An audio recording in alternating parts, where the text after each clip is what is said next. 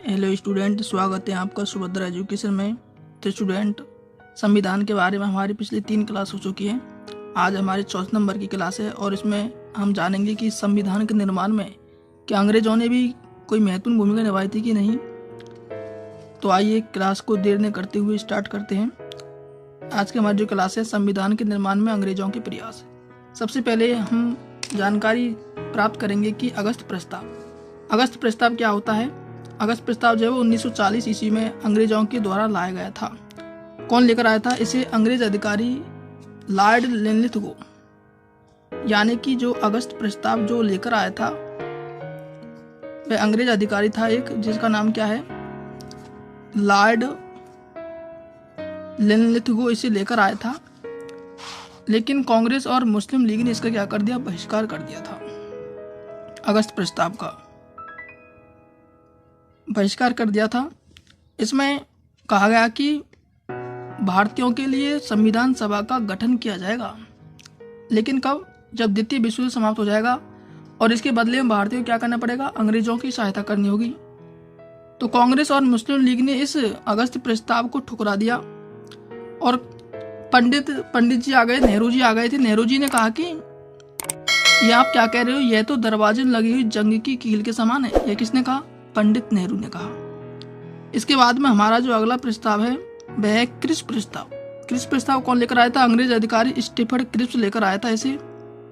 और इसमें भी कहा गया कि भारतीयों के लिए संविधान सभा का गठन किया जाएगा, लेकिन उसके बदले में भारतीयों को अंग्रेजों की सहायता करनी होगी और द्वितीय विश्व युद्ध के बाद में होगा यह काम।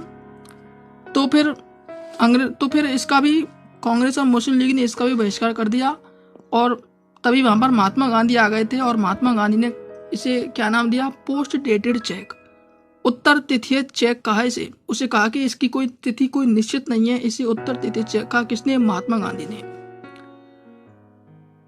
और इसी प्रस्ताव के चलते हुए द्वितीय विश्व युद्ध समाप्त हो गया। ब्रिटेन में चुनाव हुए।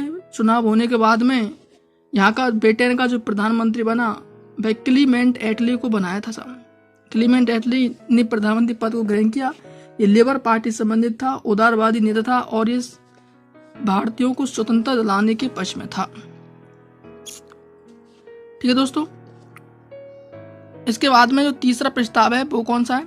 इस क्लीमेंट एटली ने क्या किया कि 3 सदस्यों का एक मिशन बनाया जिसे कैबिनेट मिशन कहा जाता है और इसे भारत भेजा था। तो तीसरा जो प्रस्ताव है था वह था कैबिनेट मिशन। इसमें कौन कौन से 3 व्यक्ति थे? एक तो सर एथिक लॉरेंस था जो कि भारत सचिव था, स्टीफन क्रिप्स व्यापार मंत्री और एबी अलेक्जेंडर नौसेना मंत्री। इस 3 सदस्यों के मिशन को कहाँ भेजा? भारत में भेजा था। तो देखिए, हमारा जो सबसे महत्वपूर्ण जो प्रस्ताव है वो अगस्त प्रस्ताव है। इसे विभिन्न प्रतियोगी परीक्षा में अगस्त प्रस्ताव को पूछा जाता है, तो इसकी आपको डेट ध्यान रखनी है कि 1940। और इसके बारे में पंडित नेहरू ने जो यह नारा दिया है कि यह दरवाजे लगी जंग की कील के समान है, तो आपसे यहाँ से क्वेश्चन पूछ सकता है कि दरवाजे लगी जंग की कील के समान यह जो कथन है वो किसका है। इसके बाद में महात्मा गांधी ने क्रिप्स प्रस्ताव की डेट पूछ सकता है, क्योंकि जो दोनों ही जो प्रस्ताव है यह एक महत्वपूर्ण प्रस्ताव है, आपको इन्हें याद जरूर करना है। देखिए, छोटी छोटी क्लास लेकर मैं आता हूँ, लेकिन आपके लिए बड़ी महत्वपूर्ण क्लास होती है।